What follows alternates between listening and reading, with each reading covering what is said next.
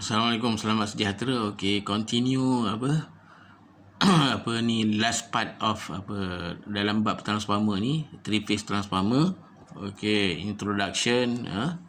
Normally three phase transformer we use to change values of three phase voltage and current. So three phase three phase power, most common most common way in which power is produced, transmitted, and also we must know apa ni how three phase transformer connection important. In this part kita nak tahu three phase punya transformer punya types of connection, because different connection, different application, and different advantage. Okay, look at the construction of three phase transformer. Normally constructed by winding ataupun coil three single phase transformer on a single core. Itu so three phase maknanya dia ada tiga coil. Satu coil mewakili satu fasa. Okey,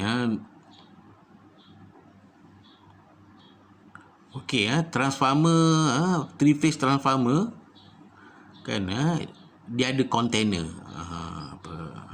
Kita panggil container, bukan kotak kan. So dalam container tu kita isi minyak, dielectric. Minyak tu adalah dielectric because dalam container ada coil dan aksesori komponen yang lain lah dalam transformer tu. So isi minyak dan dia bertindak sebagai dielectric.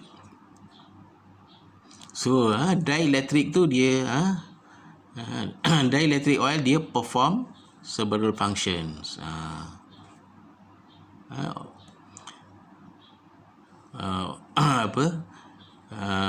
Dielectric iaitu oil, non-conductor of electricity.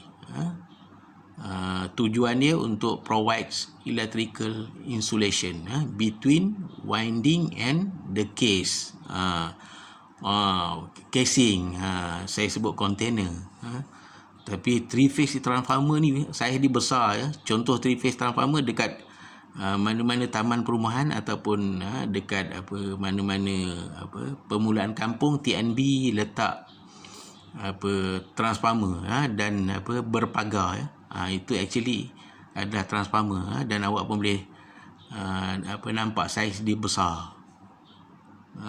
Ataupun mana-mana dekat taman perumahan dia ada tulis kepunyaan TNB, dia akan tulis PE. PE itu adalah pencawang elektrik, dan dia di situ ada transformer yang bersaiz besar. Okey, sampai mana? Okey, the last dot for construction.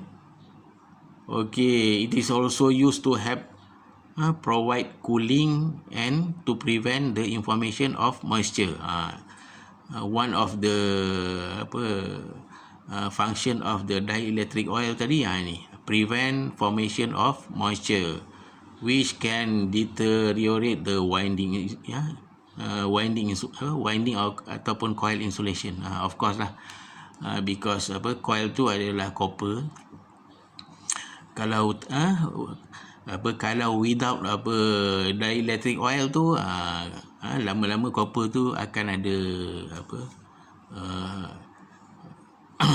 oxidation ataupun kulat because exposed to the moisture. Okay, basic construction ni you can read by yourself lah. Okay, the important part in transformer. Okay, there are 4 types of connection in transformer. Kan, number 1, delta to delta. Apa maksud delta to delta? Maksudnya primary delta connection, secondary delta connection. Okay, dia punya application if delta to delta connection, normally for industrial application. Kan, kenapa nanti okey, jenis sambungan yang kedua, okey, input ataupun primary delta connection, output atau secondary Y ataupun star, Y ataupun star connection. Okey, application dia most common kan, diguna untuk tujuan commercial and industrial. Okey, yang ketiga, okey, input dia Y ataupun star, output dia delta connection. Okey, application dia commonly for high voltage transmission. Ini kalau TNB biasa guna jenis sambungan inilah. Sebab dia mesti nak high voltage, nak hantar bekalan pada consumer. Okey, yang keempat, okey, ni input pun star ataupun Y, output terminal pun star connection. So application dia dia rare. Don't use because don't use because of harmonics and balancing problems. So you cuma tahu harmonic dan balancing problem tu cukuplah kan. Kalau nak study in detail about this, you have to further study degree specific for electrical power. Harmonics ni dia tak bagus harmonic ni dia lebihan voltage yang mengganggu sistem. Okey, so dia rapat. Okey, yang bawah ni note. Okey, dot yang pertama, 3-phase transformer are connected in delta or Y ataupun star configuration. Okey, star delta transformer kan, maksudnya saya dah terangkan tadi, primary dia star, connected in Y. Ini saya dah jelaskan tadi. Kalau star delta, mana star to delta, primary dia star, secondary dia delta connection. Dia ini diterangkan. Sama juga kalau macam yang ini, delta to star, primary dia delta connection, secondary dia star connection. Normally